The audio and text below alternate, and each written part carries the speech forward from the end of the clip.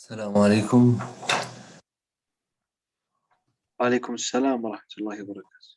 I'm sorry for that, like 3-4 minutes delay. That's again because of the technology. I just got the computer stuck. I couldn't open, so I had to reboot it again. So it happens. We've been talking about the CPCs or the compound parabolic concentrators.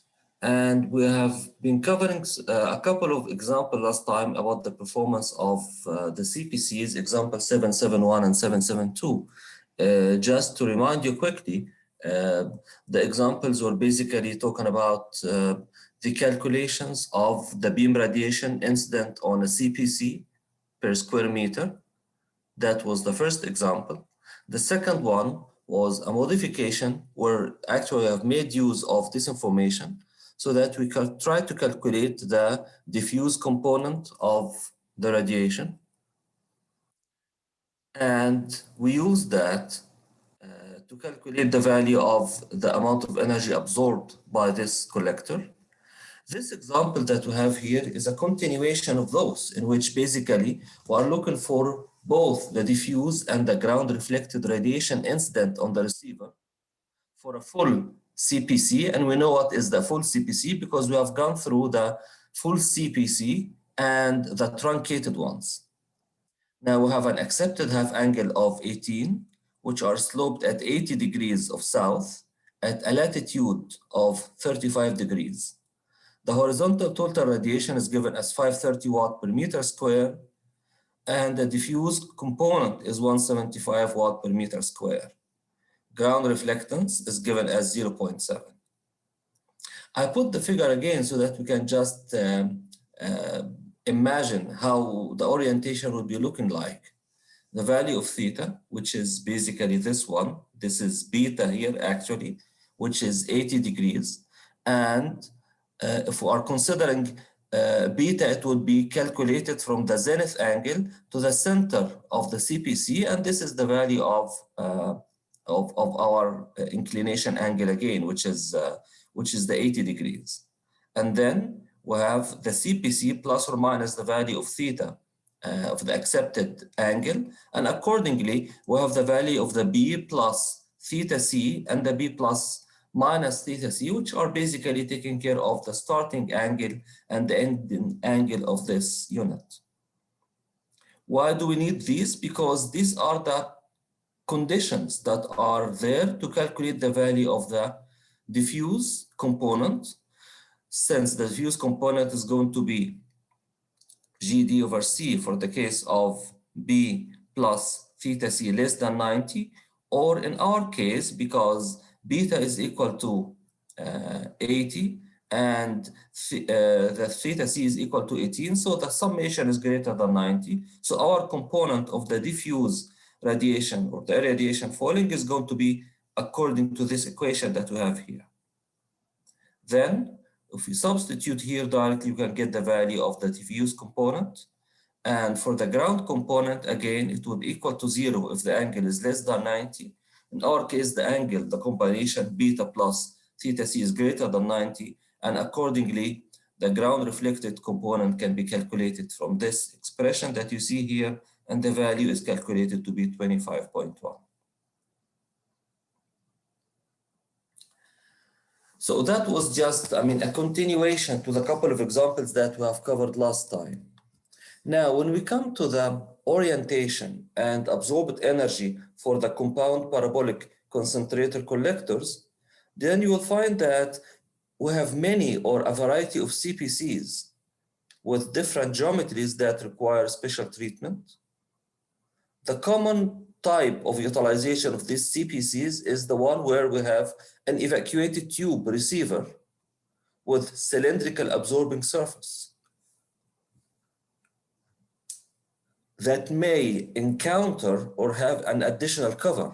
You know, the covers are added basically to reduce the heat losses by convection. Evacuated tubes of that receivers can be utilized here so that they would be looking like this figure. It's kind of cusp reflectors that are here, and then you have the receiver so that all the energy is going to be reflected and falling back again to the receiver as long as they are within the acceptance angles. The procedures that we have used in this section can also be used for the estimation of the energy absorbed by this setup of the collector.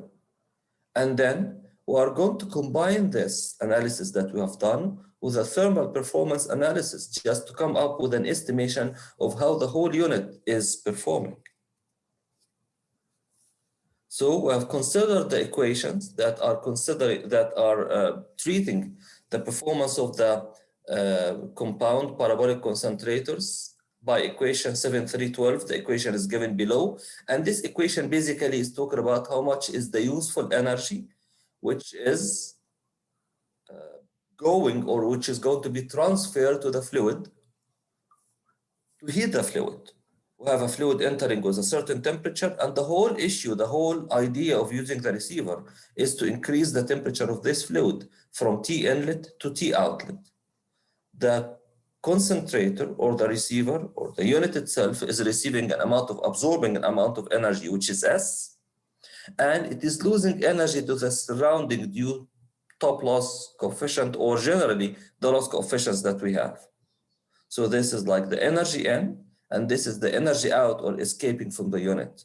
The difference between the energy in and the energy out is the useful energy, which is utilized in heating the fluid which is passing through. So the losses would include the losses from the receiver, calculated by the methods as we've done for other collectors previously, plus the losses from the manifold, as we have seen previously. A discussion of the calculation for the loss coefficient for the CPC collector can be taken from what has been presented by Rubble in 1976. And a figure here is going to estimate the kind of overall loss coefficient per unit area for the absorber. So this loss coefficient that we can have here, or that we're having here in this equation, can be represented by this figure. This figure is what Rubble has given, and it is providing us with UL, the overall loss coefficient, as a function of the concentration ratio for 4 different cases. The 4 different cases are representing a couple of temperatures, 110 and 210. And for each temperature, we have different characteristics of the plate, the receiving surface. Either epsilon is 0.1 or 0.9. That's for the 110 degrees centigrade. And for the plate temperature of 210 degrees centigrade, again, for epsilon is equal to 0.1 and 0.9. And based on that, you may need to visually interpolate if you get a temperature in between these values, so that you can estimate what's going to be the value of UL.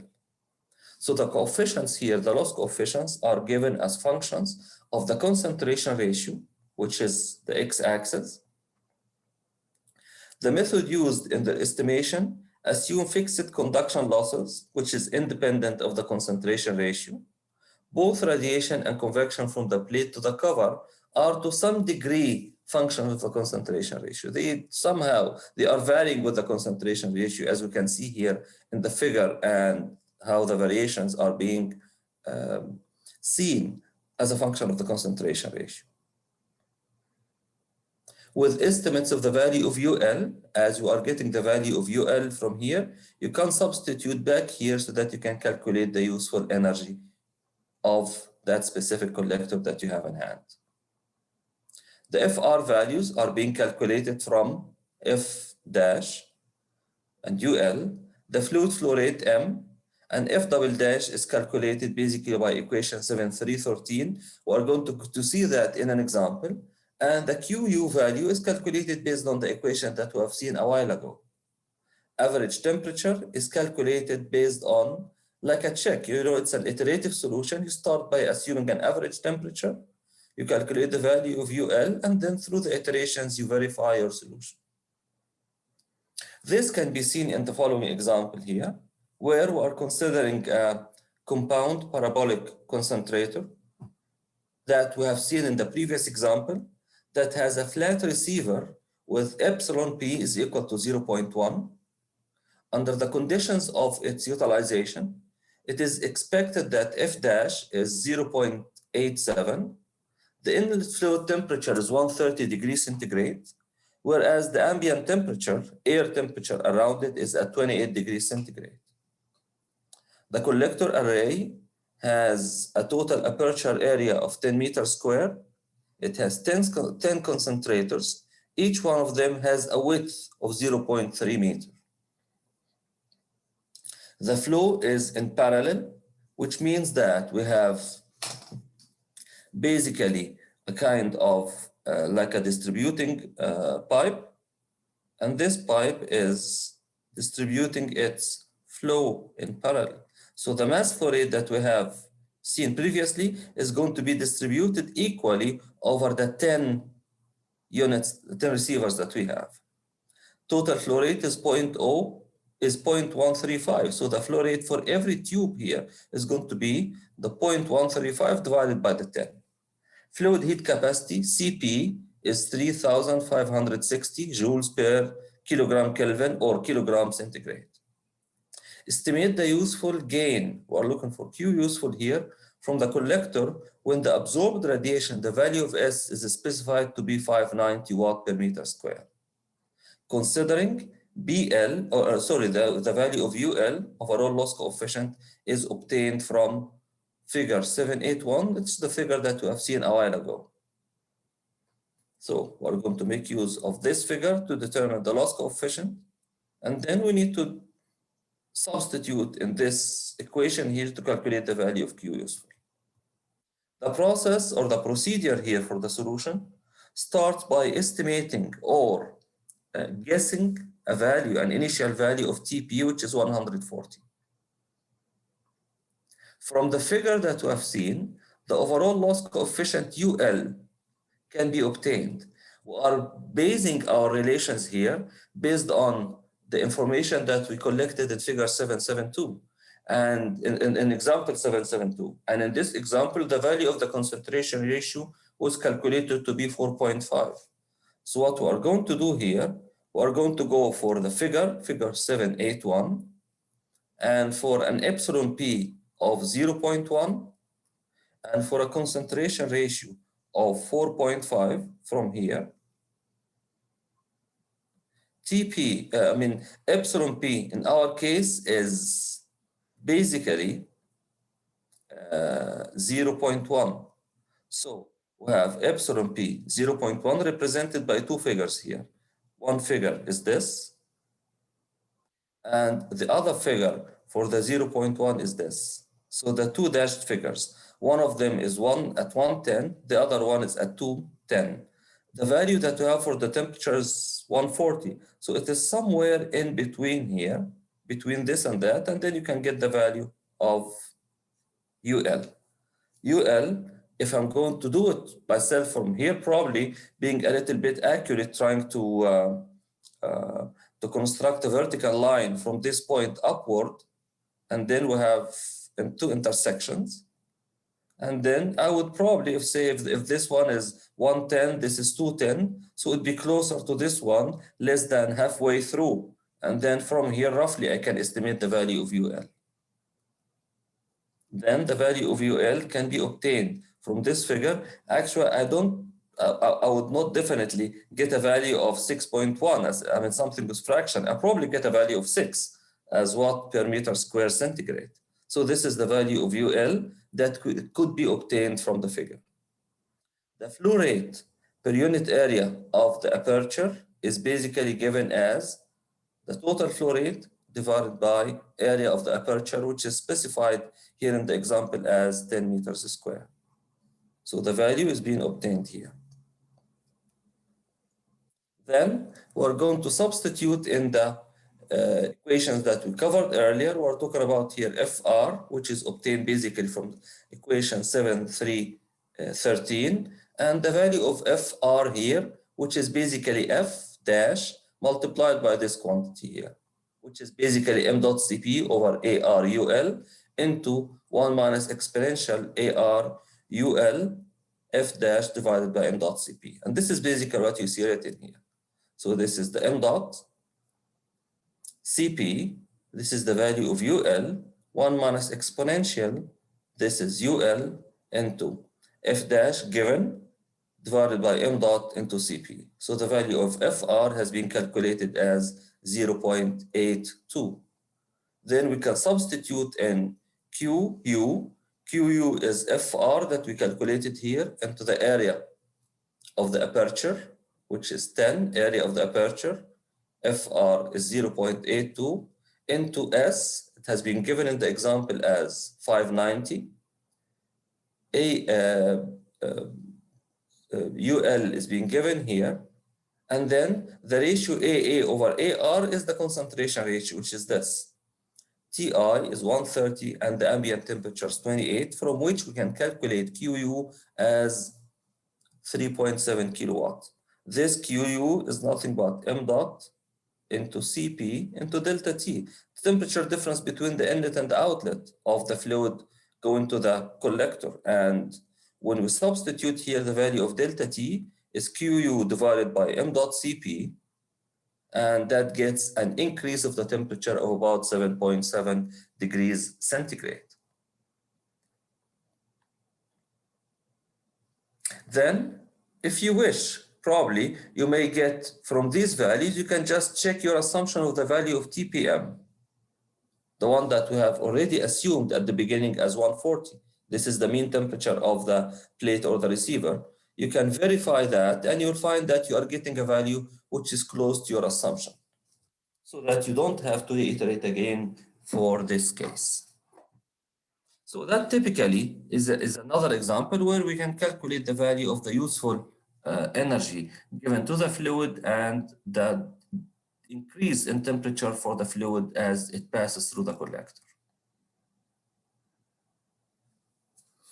The performance of several experimental collectors have been done by Rubble, and the collector might not be as ideal as we have done earlier. We are collecting a cylindrical absorber with a concentration ratio of 5.2. Then for an acceptance half angle of 0.5. This is among what Rubble has studied while he is testing experimentally several collectors. And through his analysis, he found that, for example, Fr tau alpha, which is the intersection of the efficiency curve, is 0.68, and the slope is 0.185.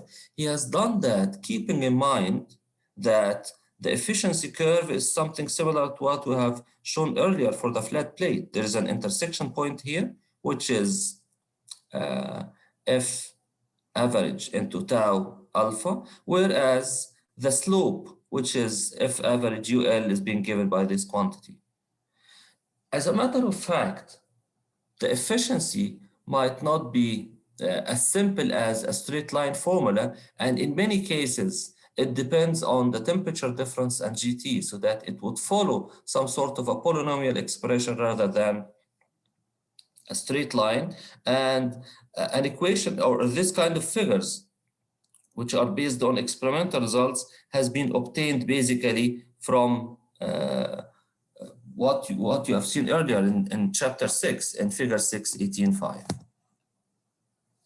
So sometimes the two parameter model, which is just the intersection with the y-axis and the slope, might be some sort of an overestimation for the analysis. However, we use it as a good approximation when you are doing a design of a certain system and calculating the number of collectors, because anyway, what is going to make a difference is slightly what would be the solar fraction that you are obtaining from using the collector, for example.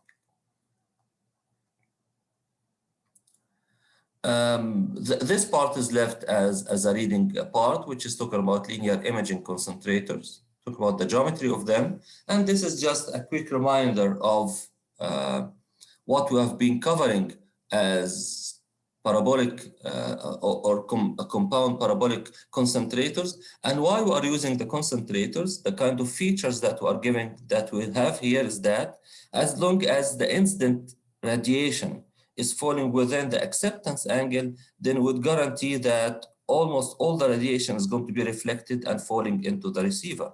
So the main function or the main reason of using these concentrators is that you do not have to use a tracking mechanism, and that's going to be save a lot of initial cost, especially if you are not looking for a very high concentration ratio.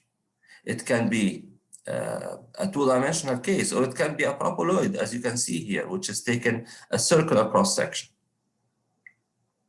And this is the other type that we have seen in the concentrators, where basically the receiving surface is cylindrical in shape that could be evacuated tube, like in this case, and then you are going to have like effective heating by reducing the convection losses due to the vacuum that has been created inside. That would conclude the coverage of the CPCs, or the compound or the concentrator collectors in general, be it a parabolic trough collector or a CPC, which is the compound parabolic concentrators. What we'll be doing here, actually the kind of class that we're having today is divided into three pieces. The first piece, which is what we have done here, are basically going through a continuation to cover whatever we have considered here for the rest of the chapter. The second part is going to be some sort of a hint to your work with the special assignment or the project. In the project, basically, we are considering of estimation of the collectors that are going to be heating water for a certain application or for a certain establishment.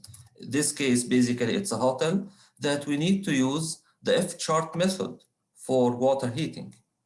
The F-chart method is basically targeted into the calculation of fraction of the energy that can be taken care of by solar energy. Suppose that I have a certain heating load for heating the water, then I can get solar collectors to take care of the whole load. So I would rely on the solar energy 100%, or I may rely on it 50%, 60%, 70%. It's all up to the designer, and based on what kind of economics that are available for him. For example, what would be the initial cost, and what is the solar fraction that he's going to realize through his method.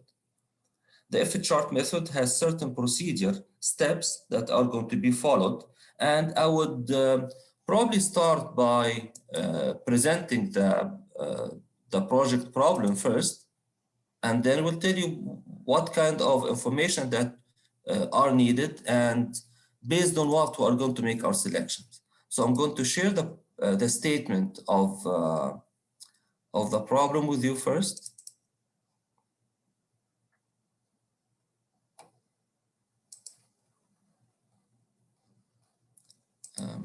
Are you able to see that? That's yes. Okay. Yes, yes. Great. So here we have some information. The information that are given for the hotel are basically the same. The number of rooms is 165. It's a 5-star hotel. Occupation rate means the rooms are occupied at what percentage at all the time. It's an average value. When I say that the occupation rate is 100%, it means that in all the days the hotel is fully booked, which is not normally the case. Normally, if you are lucky, you can get something like 70 to 80%, depending on the season, definitely. But we're just giving it here for the sake of illustration. The rate of daily water use is 12,500 liters.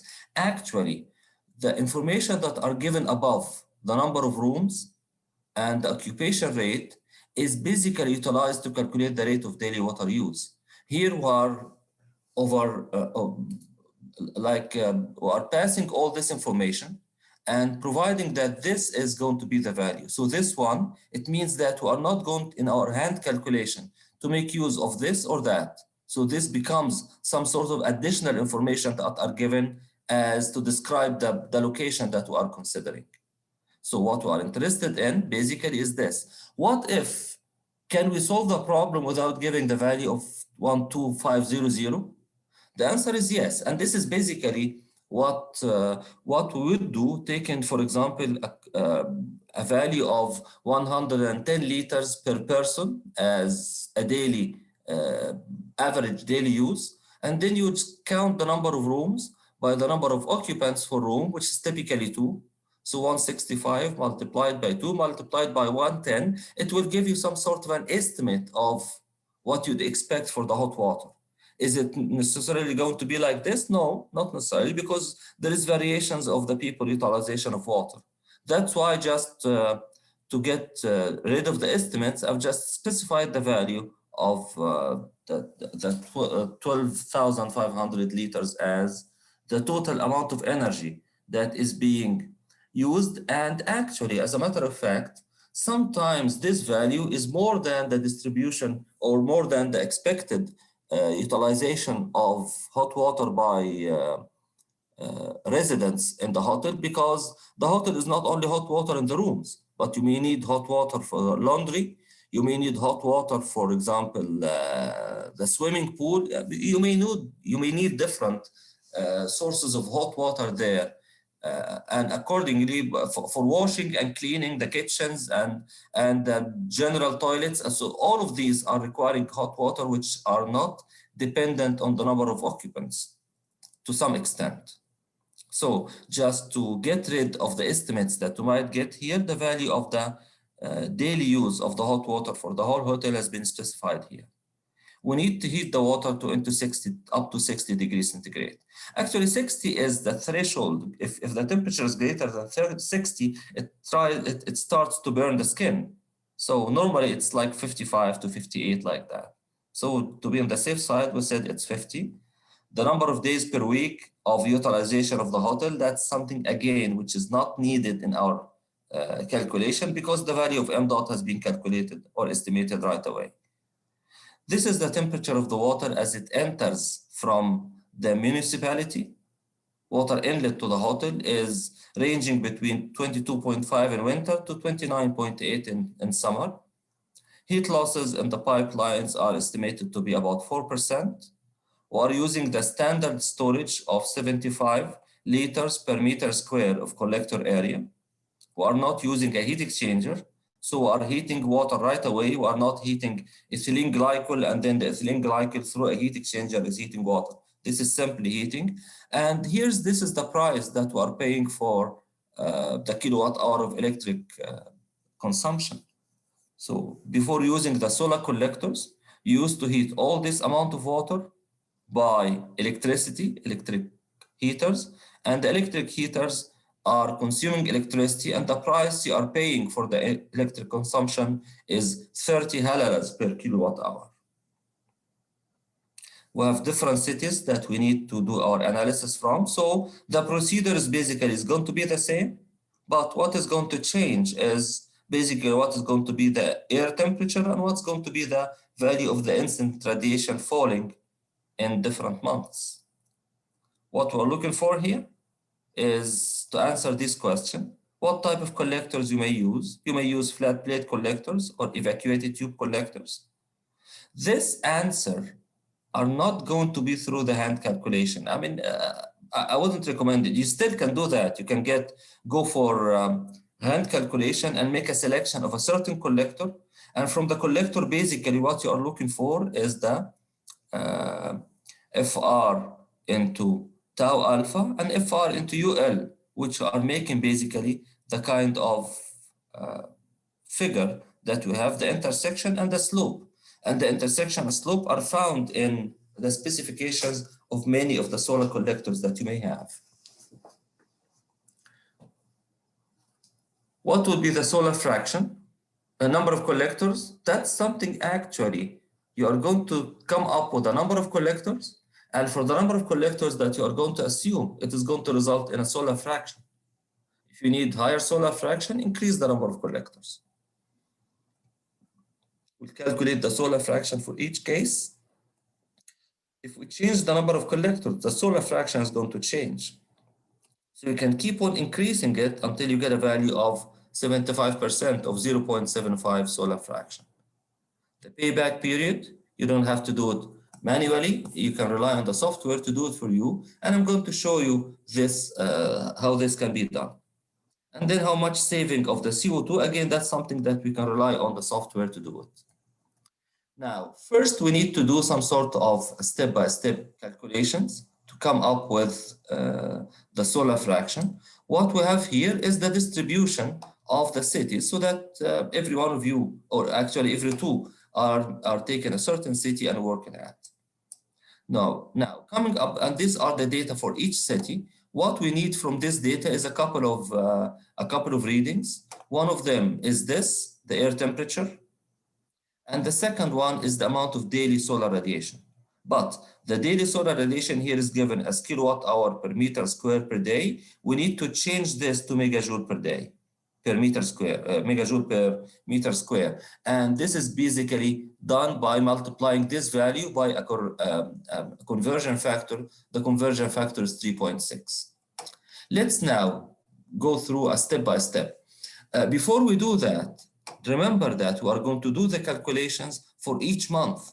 So I'm going to do it for January, and then I'm going to repeat it for February, for March, for April. When I'm going from month to month, what is changing? The air temperature is changing, and the value of the daily solar radiation, which is falling, is changing. So these are the two values that are going to change from month to month. That's why if we establish the relation and put it in a program like Excel, what you have to do the calculation here for the first line and then copy it for the rest of the months. And at the end, you're going to make a summation. I will go through an example of, or like a step-by-step solution for a case of them. And this is basically what you shall be doing after that. So first, we start with the specifications of a collector. This is too thick as a line. I remember there was a place, yes. So from this collector, if you recall, I've already uploaded some collector specifications in the Blackboard. And in the collector, we have the efficiency curve,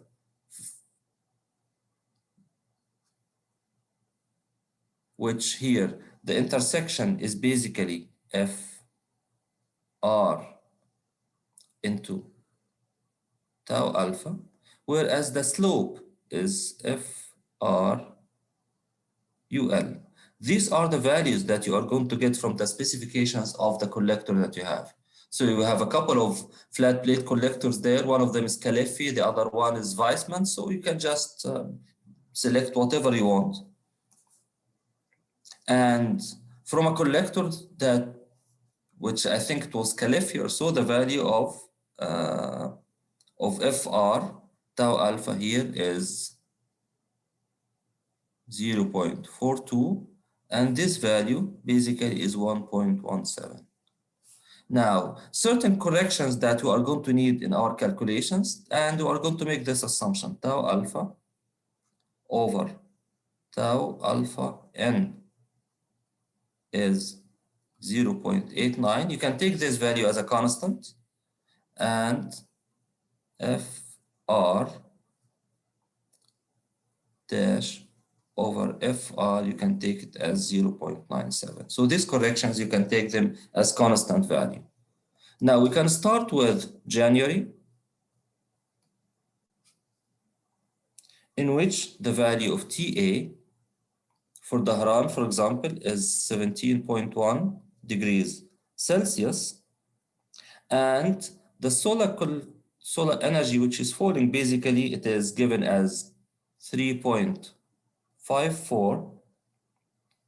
The information that are given is basically given in kilowatt hour per meter square day.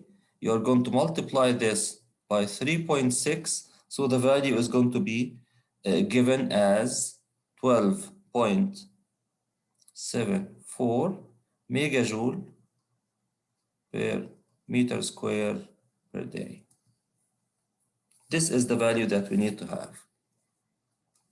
So this is the first step that you are going to do.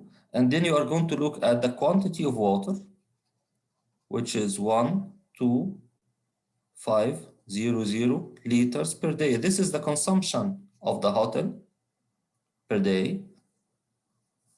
January is 31 days.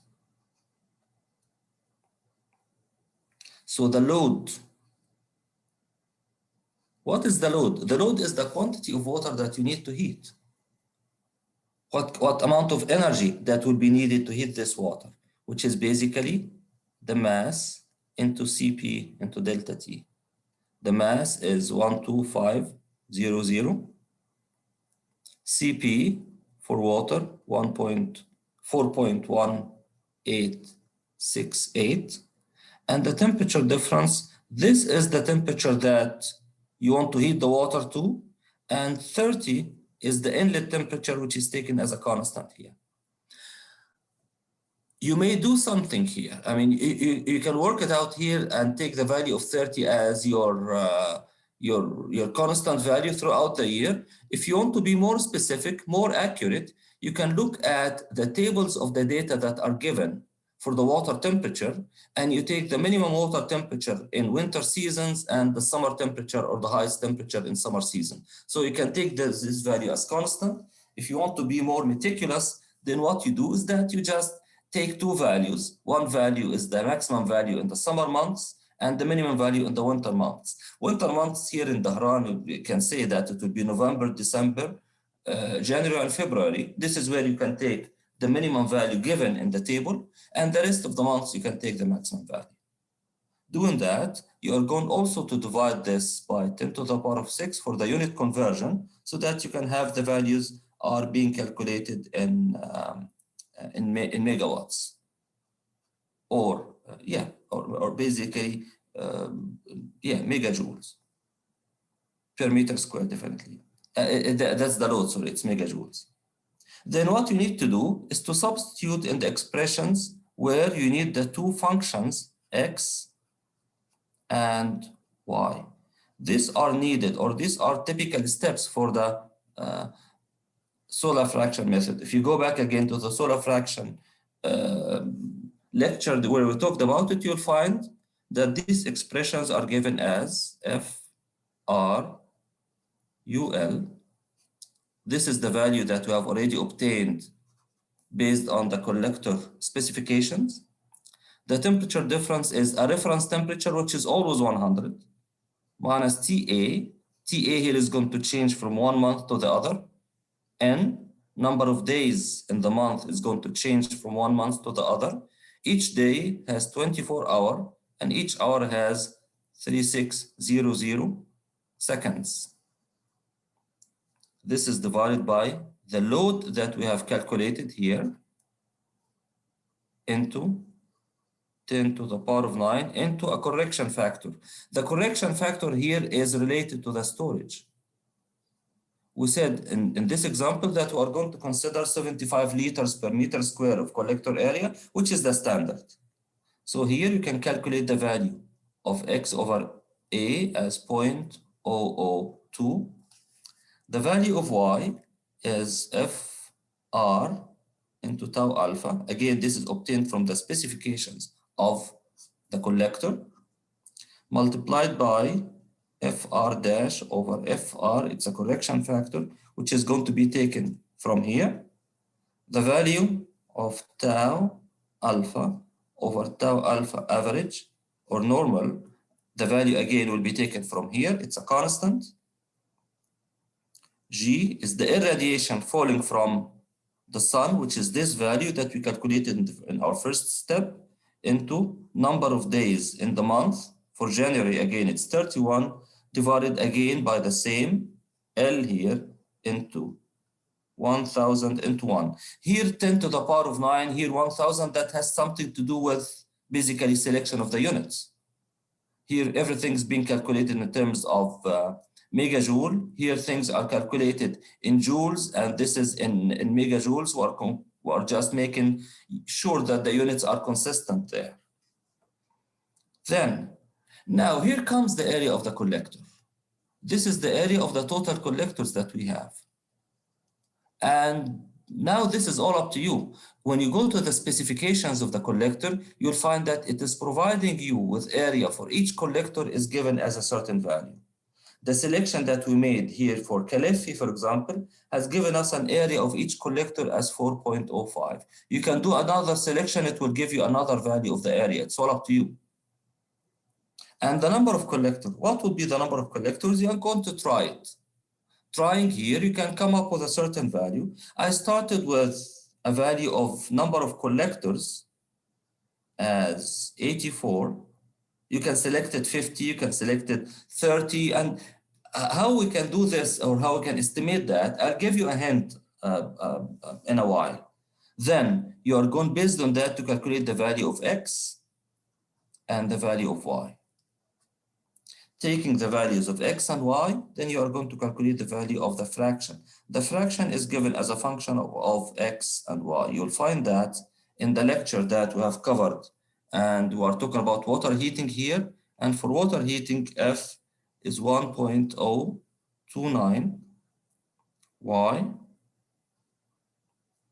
minus 0.065 X minus 0.245 y square plus 0.008 x square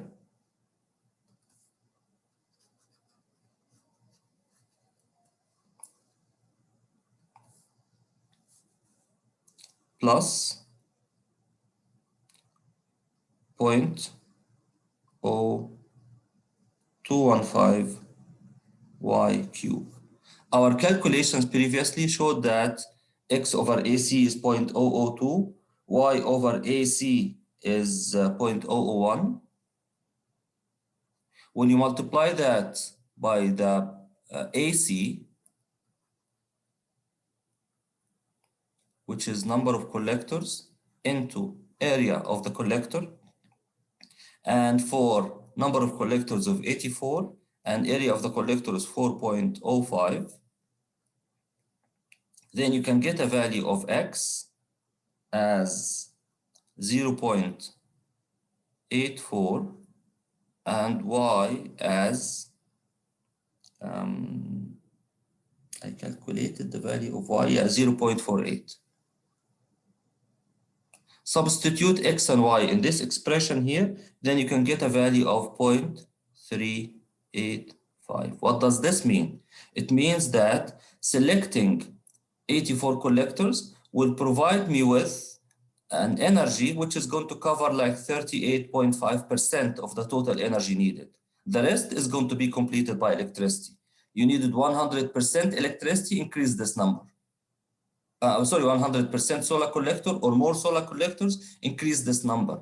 In the project statement, I was saying, how can we reach for 75%? If this is in Excel, you can, but you're not going to do it for this. We're just done with 1 month. We need to do it for the whole year. So the process that we have done here, it's going to be completed by by calculating F into L. L is the load that we have obtained here, multiplied by this F. It will tell you here the quantity of energy which will be taken care of by the solar energy. We have done this in January. This procedure that we have seen here is going to be repeated for February, for March, for April, and so on until the end of the year. Once you have done that, we are going to have something like a table. Sorry. In this table, we'll have the month, January, February, March, up to December. For each one of them, we have the value of F, and we have the value of F into the load. And previously, we had the value of the radiation falling for every month. So what you are going to do here is, what we need is sigma, and definitely we have the value of the load. So sigma FL divided by sigma L is going to be the value of the solar fraction that we want. So that's why probably if you remember when I showed this to you earlier, when we were talking about the F-chart method, I made like an Excel sheet. And what I did here is that I made the calculations in one step. There are some values that are constant and some values are changing. For example, TA and G are changing. That's why the values are being placed here. But there are some values which are constant. Like what? Like the correction values. Like for example, FR tau alpha is constant. FR UL is constant. We take this from the collector specifications. The corrections, which is tau alpha over tau alpha n, is constant, which is 0.89. And then FR dash over FR is constant, which is 0.97. These values are constant, they are not changing. The values that are changing basically are the temperatures, TA, the load, and G, and definitely values of X. You can calculate them, you can calculate the value of Y. You are going to do it all in one line, and then insert the values of the temperatures, insert the value of the G, calculate the values of L, and just drag it so that at the end you have it all automated here. And then you can make a summation here for the FL, summation of the L, and the ratio between them is going to be your value of F. Then I would come here and say, for example, for the collector that I selected, the number of collectors is, we said 84, and area of each collector is 4.05. So when it comes to the calculations of X and Y from X over A and Y over A, you are going to multiply it by this multiplication here. Keep this away in Excel so that what you need to do, change the number. And as you change the number, the value of F will be updated. Keep on changing the number until you get 0.75, for example. You may start with any number here. You can start with 10, start with 20. We said 84. 84, we have just reached it by some sort of iterations, but you can start with any value. And in Excel, if this is all set there, you can change the number in, and then you can get the solar fraction accordingly. What if you change the solar collector from flat plate collector to evacuated tube collector? What difference will it make here? These values, which are taken from the specifications of the collectors. And then everything will be adjusted accordingly. So I hope that would give some sort of a guideline. If you sit down, I mean, like every two can sit down to do this, maybe in less than 2 hours, you can complete the whole work. Then the second step to do is to go through the software. And for the software, I've already placed a video in the Blackboard, where you can run it. It's a YouTube video, and it would tell you what to do. But let me here give you a hint when it comes to dealing with the software. The software is called Red Screen. You are going to download the free version. You don't have to pay for it.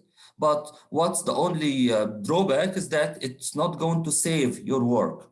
So just make sure that you have like a paper and pen, or you have Word file or Excel file in the background, so that when you do calculations, you can record the values that are going to be calculated. What I recommend here is that you first look for case studies.